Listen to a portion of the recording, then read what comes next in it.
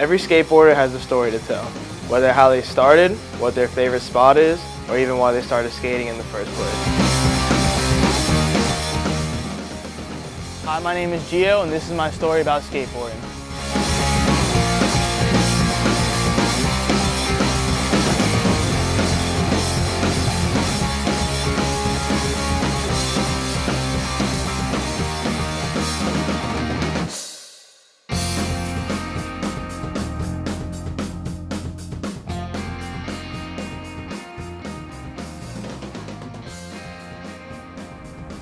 Basically, I got a skateboard from my dad when he used to live down here, and he brought my first skateboard at a Galactic G skate park, and I was about 15 years old, and from there on I just picked it up, loved it, always skating with my friends all the time like that, and I couldn't let it go.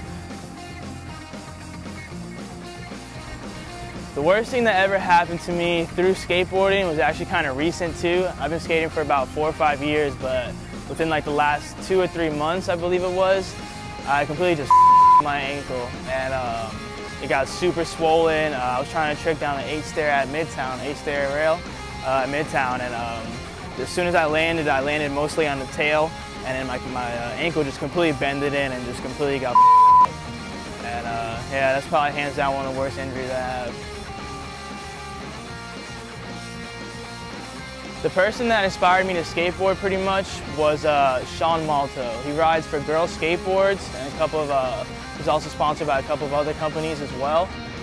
He's one of my favorite skaters as well. I see a lot of initiative in him when he skates. He'll fall, he'll hurt himself, but he'll get right back up. He's motivated to make sure he lands that trick. And you can go also with that with anything with homework, anything with tests. Your car, something happens like that, you should have motivation to want to do it and to want to progress. So he's one of my favorite skaters. He has a nice style. He's also really good. He can go down stair sets, handrails. He's pretty much not afraid of anything, huge gaps. He has a lot of video parts also as well, as you can see from him, and yeah. Alright, skateboarding has been a huge impact in my life. Basically, all my life through maybe middle school on to 9th grade, I wasn't getting into the best stuff. I wasn't hanging out with the right kids, getting into trouble a lot, and detention a lot, getting referrals in school. I wasn't even acting too well at home as well, had problems with the house. And basically, I got kicked out of Dr. Phillips High School in 9th grade and moved over to Freedom High School in 10th grade. And that's when I started hanging out with a couple of different kids. And I picked up skateboarding, and they were all skateboarding, so that was kind of the cool thing. So I picked up a skateboard, fell in love with it immediately, and it just completely changed from who I am today. I stopped doing what I used to do back in the past. I stopped hanging out with those kids, basically because I was hanging out with my new friends that were skateboarding, and we were just always skateboarding, motivating each other to land new tricks, to keep going. We were traveling everywhere, we were loving it, filming each other, having a great time. So that took me away from everything that I used to do back in the past and how I used to be. So I really appreciate that transition from 9th grade pretty much to 10th grade in Freedom. And it means a lot to me because skateboarding from there on just changed my life.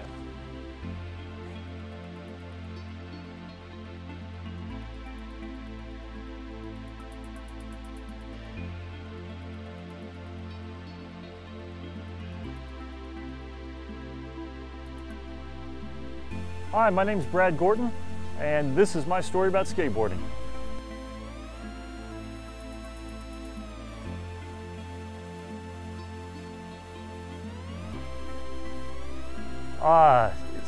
Skateboarding is really kind of an addiction. It's like, I don't know, if you have a bad week, you come out, you get on your board, you ride these beautiful concrete waves, and you don't really have any problems or anything. It just kind of washes everything away. To me, skateboarding's a lot like surfing, It's kind of I don't know, some people do Tai Chi. Everybody kind of does something to bring them peace of mind, and to me, it's skateboarding. There's nothing like it.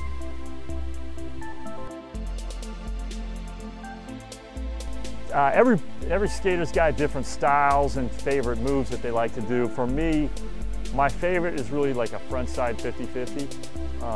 It is one of the hardest tricks I've ever had to learn. It's been like really frustrating. It's taken me months to get it.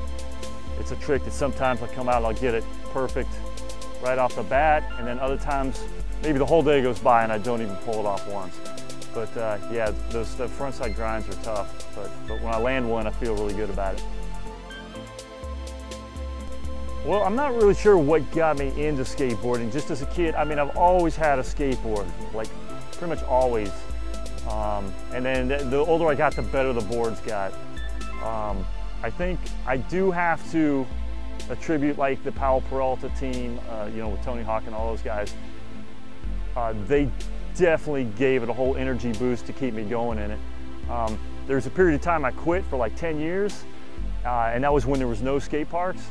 Then they started building skate parks. I came out and I looked at one day and I was just like, man, I gotta get the board back out. So then I got back into it again. And so just the existence of skate parks really fuels skateboarding.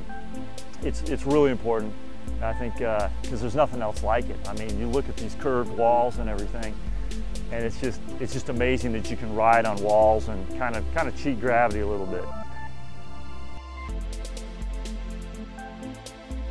My worst skateboarding accident was really kind of stupid. I was at a brand new park, and I was just playing around, kind of goofing off. I had a Gatorade bottle in my hand, and I had ran and jumped on my board, and the board shot out from under me.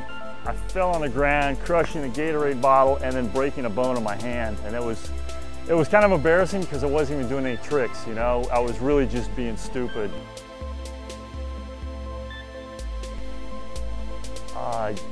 Man, when I got into skateboarding, I think after watching like the whole Bones Brigade, you know, the Tony Hawk, Mike McGill, the Caballero, all those guys, because I think that was like the first good skateboarding videos that came out.